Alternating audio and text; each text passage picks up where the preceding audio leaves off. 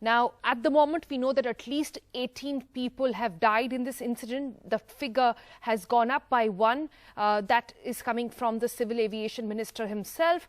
There are 3 rescue flights that have flown in, two from Delhi, one from Mumbai early this morning, taking in experts to help with relief operations, especially help the families of those who've been impacted by this tragic incident. The pictures on your screen right now are actually from last night on how the first response took place, and it was all in the dark because the plane actually skid off the runway because of excessive rain and went flat down in the valley, broke into 2 parts. The miracle being that it did not catch fire, and thus a lot of lives have been saved. 18 people dead so far, 127 in the hospital. Now, Sneha Merikoshi joins us for more on this. Sneha, take us through what more do we know about the condition of the injured, the 127 injured in the hospital? Well, Sonal, these injured people, those who were rescued, have been taken to 13 hospitals spanned across the 2 districts, Malappuram as well as Kozhikode. This includes government as well as private hospitals. We are here on the spot where the crash happened. There is police forces, security forces all around. The area has been cordoned off, not allowing the locals to come into this particular area at this point. There are forensic investigation teams which are inside the site. In fact, it's just absolutely shocking visuals.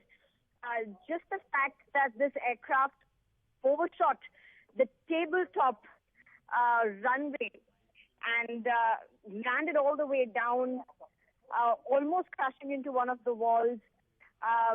It's split into half, and yet no fire, and so many people have been able to be rescued. Now, just the impact of what has happened to to this particular plane, Air India Express plane itself, just shows the kind of impact that would have been on people who have been rescued. Now, there were around 10 children in the flight, and we've been told that we know the state of 6 of them. 3 are fine, minor injuries. 3 others have had fractures, and they would require some kind of surgery. But largely, the situation with the people who have been rescued, all of them in the hospitals right now, investigating agencies, cordoning off the area as well as at the flight. 18 people have died.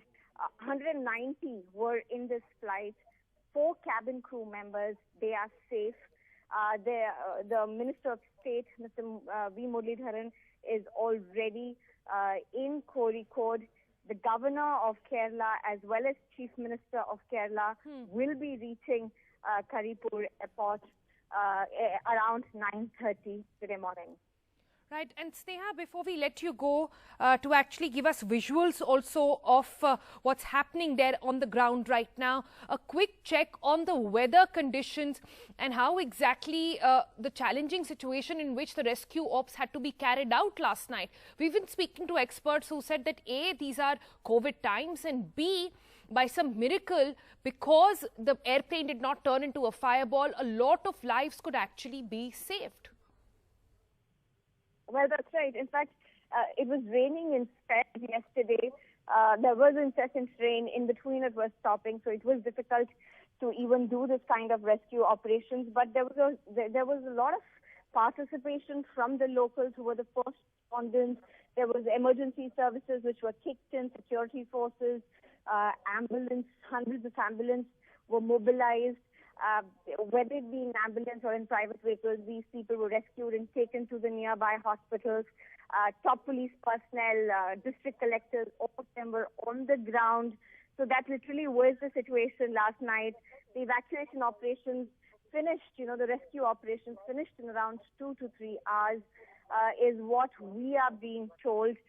So that itself, quite an achievement for the manner in which this plane has been completely wrecked, split from the center, and absolutely tragic just to see what could have been the outcome and what the state is right now with this plane. Right, Sneha, we'll let you go and get us more details on this case. Thanks for joining us for the moment. Tragic times indeed for Kerala, one tragedy after another.